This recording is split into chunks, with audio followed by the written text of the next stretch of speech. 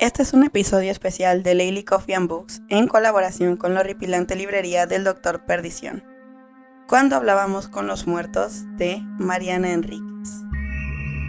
A esa edad suena música en la cabeza, todo el tiempo, como si transmitiera una radio en la nuca, bajo el cráneo. Esa música un día empieza a bajar de volumen o sencillamente se detiene. Cuando eso pasa, uno deja de ser adolescente. Pero no era el caso, ni de cerca, de la época en que hablábamos con los muertos. Entonces la música estaba a todo volumen y sonaba como Slayer, Raining Blood. Empezamos con la copa en casa de la polaca, encerradas en su pieza. Teníamos que hacerlo en secreto porque Mara, la hermana de la polaca, les tenía miedo a los fantasmas y a los espíritus. Le tenía miedo a todo. Era una pendeja estúpida. Y teníamos que hacerlo de día. Por la hermana en cuestión y porque la polaca tenía mucha familia. Todos se acostaban temprano. Y lo de la ouija no le gustaba a ninguno porque eran recontra católicos. De ir a misa y rezar el rosario. La única con onda de esa familia era la polaca. Y ella había conseguido una tabla ouija tremenda, que venía como oferta especial con unos suplementos sobre magia, brujería y hechos inexplicables que se llamaban el mundo del oculto, que se vendían en kioscos de revistas y se podían encuadernar. La ouija ya la habían regalado varias veces con los fascículos, pero siempre se agotaba antes de que cualquiera de nosotras pudiera juntar el dinero para comprarla. Hasta que la polaca se tomó las cosas en serio, ahorró, y ahí estábamos con nuestra preciosa tabla, que tenía los números y las letras en gris, fondo rojo y los dibujos muy satánicos y místicos, todo alrededor del círculo central. Siempre nos juntábamos 5, yo, Julita, la Pinocha, le decíamos así porque era de madera, la más bestia en la escuela, no porque tuviera la nariz grande, la polaca y Nadia. Las 5 fumábamos, así que a veces la ouija parecía flotar en humo cuando jugábamos y les dejábamos la habitación apestando a la polaca y a su hermana. Para colmo, cuando empezamos con la ouija era invierno, así que no podíamos abrir las ventanas porque nos cagábamos de frío. Así, encerradas entre humo y con la ouija totalmente enloquecida, nos encontró Dalila, la madre de la polaca, y nos sacó a patada. Yo pude recuperar la tabla y me la quedé desde entonces. Y Julita evitó que se partiera la copa, lo cual hubiera sido un desastre para la pobre polaca y su familia, porque el muerto con el que estábamos hablando justo en ese momento parecía malísimo. Hasta había dicho que no era un muerto espíritu. Nos había dicho que era un ángel caído.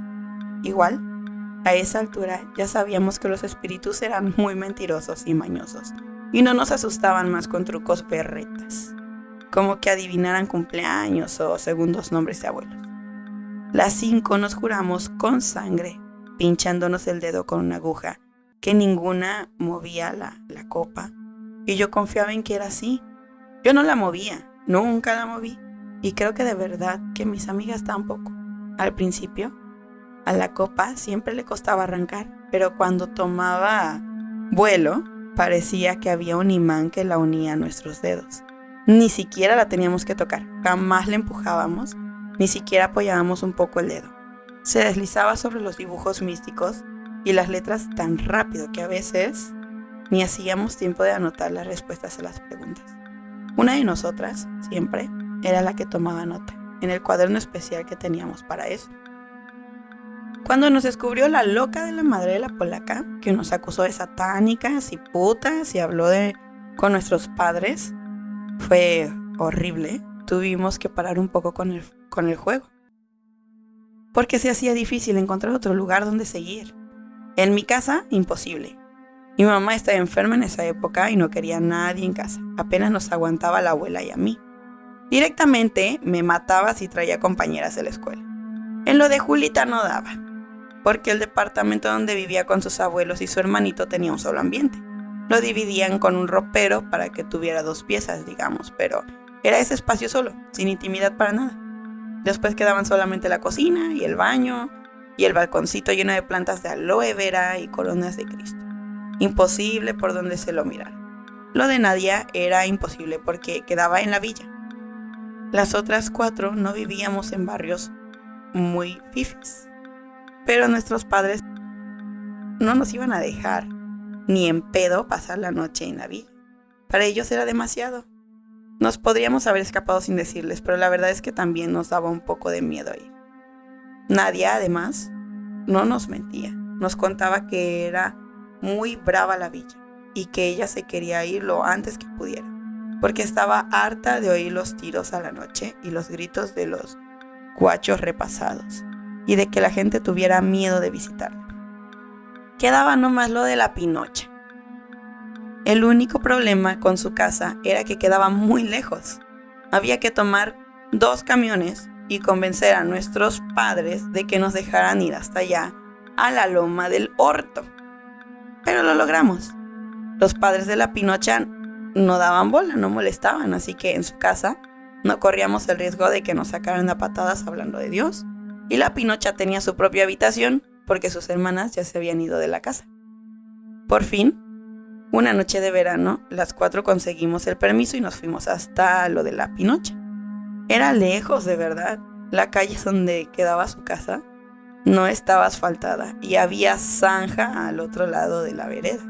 Tardamos como 2 horas en llegar, pero cuando llegamos enseguida nos dimos cuenta de que era la mejor idea del mundo haberse mandado hasta allá. La pieza de la Pinocha era muy grande. Había una cama matrimonial y cuchetas. Nos podíamos acomodar las 5 para dormir sin problema. Era una casa fea porque todavía estaba en construcción, con el revoque sin pintar, las bombitas colgando de los feos cables negros, sin lámparas, el piso de cemento nomás, sin azulejos ni madera, nada ni nada. Pero era muy grande, tenía terraza y fondo con parrilla, y era mucho mejor que cualquiera de nuestras casas. Vivir tan lejos no estaba bueno, pero si era para tener una casa así, aunque estuviera incompleta, valía la pena. Allá afuera, lejos de la ciudad, el cielo de la noche se veía azul marino. Había luciérnagas y el olor era diferente, una mezcla de pasto quemado y río. La casa de la Pinocha tenía todo rejas alrededor. Eso sí, y también la cuidaba un perro negro grandote, creo que un Rottweiler, con el que no se podía jugar porque era bravo. Vivir lejos parecía un poco peligroso, pero la Pinocha nunca se quejaba. A lo mejor porque el lugar era tan diferente, porque esa noche nos sentíamos distintas en la casa de la Pinocha, con los padres que escuchaban a los redondos y tomaban cerveza, mientras el perro les ladraba a las sombras. A lo mejor por eso Julita blanqueó y se animó a decirnos con qué muertos quería hablar ella. Julita quería hablar con su mamá y su papá. Estuvo buenísimo que Julita finalmente abriera la boca sobre sus viejos, porque nosotras no nos animábamos a preguntarle. En la escuela se hablaba mucho del tema, pero nadie se lo había dicho nunca en la cara, y nosotras saltábamos para defenderla si alguien decía alguna tontería. La cuestión es que todos sabían que los papás de Julita no se habían muerto en un accidente. Los papás de Julita habían desaparecido, estaban desaparecidos, eran desaparecidos. Nosotras no sabíamos bien cómo se decía. Julita decía que se los habían llevado, porque así hablaban sus abuelos. Se los habían llevado y por suerte habían dejado a los chicos en la pieza. No se habían fijado en la pieza. Capaz, igual, Julita y su hermano no se acordaban de nada, ni de esa noche, ni de sus padres tampoco. Julita los quería encontrar con la tabla, o preguntarle a algún otro espíritu si los había visto. Además de tener ganas de hablar con ellos, quería saber dónde estaban sus cuerpos, porque eso tenía locos a sus abuelos. Su abuela lloraba todos los días por no tener dónde llevar una flor. Pero además, Julita era muy tremenda. Decía que si encontrábamos los cuerpos y nos daban la lata y era posta, teníamos que ir a la tele, los diarios, y nos hacíamos más que famosas. Nos iba a querer todo el mundo. A mí por lo menos me pareció re fuerte esa parte de sangre fría de Julita, pero pensé que estaba bien, cosa de ella. Lo que sí, nos dijo, teníamos que empezar a pensar en otros desaparecidos conocidos para que nos ayudaran. En un libro sobre el método de la tabla habíamos leído que ayudaba a concentrarse en un muerto conocido, recordar su olor, su ropa, sus gestos, el color de su pelo, hacer una imagen mental, y entonces era más fácil que el muerto de verdad viniera, porque a veces venían muchos espíritus falsos que mentían y te quemaban la cabeza. Era difícil distinguir. La polaca dijo que el novio de su tía estaba desaparecido. Se lo habían llevado durante el mundial. Todas nos sorprendimos porque la familia de la polaca era muy conservadora, muy callada. Ella nos aclaró que casi nunca hablaban del tema, pero ella se lo había contado la tía, medio borracha, después de un asado en su casa, cuando los sobres hablaban con nostalgia de Kempes y el campeonato del mundo, y ella se sulfuró, se tomó un trago de vino tinto y le contó a la polaca sobre su novio y lo asustada que había estado ella. Nadie aportó a un amigo de su papá, que cuando ella era chica venía a comer seguido los domingos y un día no había venido más. Ella no había registrado mucho la falta de ese amigo, sobre todo porque él solía ir mucho a la cancha con su viejo, y a ella no la llevaban a los partidos. Sus hermanos registraron más que ella no venía. Le preguntaron al viejo, y al viejo no le dio para mentirles, para decirles que se habían peleado o algo así. Les dijo a los chicos que se lo habían llevado, lo mismo que decían los abuelos de Julita. Después, los hermanos le contaron a Nadia, y en ese momento ni los chicos ni Nadia tenían idea de a dónde se lo habían llevado, o de si llevarse a alguien era común, si era bueno o era malo. Pero ahora ya todas sabíamos de esas cosas. Después de la película La Noche de los Lápices, que nos hacía llorar a los gritos, la alquilábamos como una vez por mes, y él nunca más, que la Pinocha había traído a la escuela porque en su casa se lo dejaban leer. Y lo que contaban las revistas y la televisión. Yo aporté a mi vecino del fondo, un vecino que había estado ahí poco tiempo, menos de un año, que salía poco a la calle, pero nosotros lo podíamos ver paseando por el fondo. La casa tenía un parquecito atrás.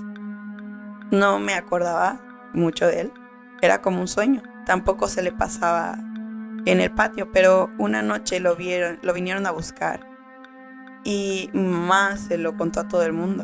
Decía que por poco, por culpa de ese hijo de puta, casi nos llevan también a nosotras. A lo mejor, porque ella lo repetía tanto, a mí se me quedó grabado el vecino. Y no me quedé tranquila hasta que otra familia se mudó a esa casa y me di cuenta de que él no iba a volver más. La Pinocha no tenía ninguno que aportar, pero llegamos a la conclusión de que con todos los muertos que ya teníamos era suficiente. Esa noche jugamos hasta las 4 de la mañana. A esa hora ya empezamos a bostezar y a tener la garganta rasposa de tanto fumar. Lo más fantástico fue que los padres de la Pinocha ni la vinieron a tocar la puerta para mandarnos a la cama. Me parece, no estoy segura, porque la ouija consumía mi atención, que estuvieron mirando la tele o escuchando música hasta la madrugada también. Después de esa primera noche, conseguimos permiso para ir a lo de la Pinocha 2 veces más en el mismo mes. Era increíble, pero los padres o responsables de todas habían hablado por teléfono con los papás de la Pinocha y por algún motivo la charla los dejó recontra tranquilos. El problema era otro. Nos costaba hablar con los muertos que queríamos. Daban muchas vueltas. Les costaba decidirse por el sí o por el no. Y siempre llegaban al mismo lugar. Nos contaban dónde habían estado secuestrados y ahí se quedaban. No nos podían decir si los habían matado ahí o si los llevaron a algún otro sitio. Nada. Daban vueltas después y se iban. Era frustrante. Creo que hablamos con mi vecino, pero después de escribir Pozo de Arana, se fue. Era él, seguro. Nos dijo su nombre. Lo buscamos en el Nunca Más y ahí estaba en la lista. Nos cagamos en las patas. Era el primer muerto posta a posta con el que hablábamos. Pero de los padres de Julita, nada. Fue la 4ª noche en lo de la Pinocha cuando pasó lo que pasó. Habíamos logrado comunicarnos con uno que conocía al novio de la tía de la polaca. Habían estudiado juntos, decía. El muerto con el que hablamos se llamaba Andrés y nos dijo que no se lo habían llevado ni nada, ni había desaparecido. Él mismo se había escapado a México y ahí se murió después en un accidente de coche, nada que ver. Bueno, Andrés tenía re buena onda. Y le preguntamos por qué todos los muertos se iban cuando les preguntábamos a dónde estaban sus cuerpos. Nos dijo que algunos se iban porque no sabían dónde estaban. Entonces se ponían nerviosos, incómodos. Pero otros no contestaban porque alguien los molestaba. Una de nosotras quisimos saber por qué. Y nos dijo que no sabía el motivo, pero que así era. Una de nosotras estaba de más. Después, el espíritu se fue. Nos quedamos pensando un poco en eso, pero decidimos no darle importancia. Al principio, en nuestros primeros juegos con la tabla, siempre le preguntábamos al espíritu que venía si alguien molestaba, pero después dejamos de hacerlo porque a los espíritus les encantaba molestar con eso. Y jugaban con nosotras. Primero decían que nadie, después decían no, con nadie está todo bien, la que molesta es Julita. Y así nos podían tener toda la noche poniendo y sacando el dedo de la copa.